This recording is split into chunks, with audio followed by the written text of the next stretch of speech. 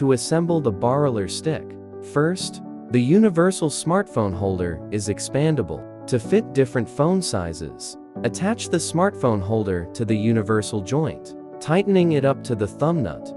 Attach the universal rotating joint to the top of the extendable pole, ensuring the plastic thumb nut is positioned at the top. Ensure the housing's pointed edge is facing upwards. Using the provided screw knob, attach the phone-lined housing to the extendable pole and tighten it securely.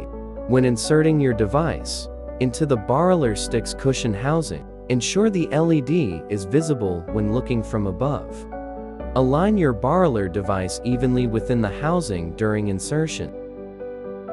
Next, insert your smartphone into the holder. Loosen the adjuster screw knob on the universal joint by turning it counterclockwise. Your Borrowler stick is now fully assembled. If you need any further assistance or encounter any issues, please reach out to our support team at support@bayotuka.com.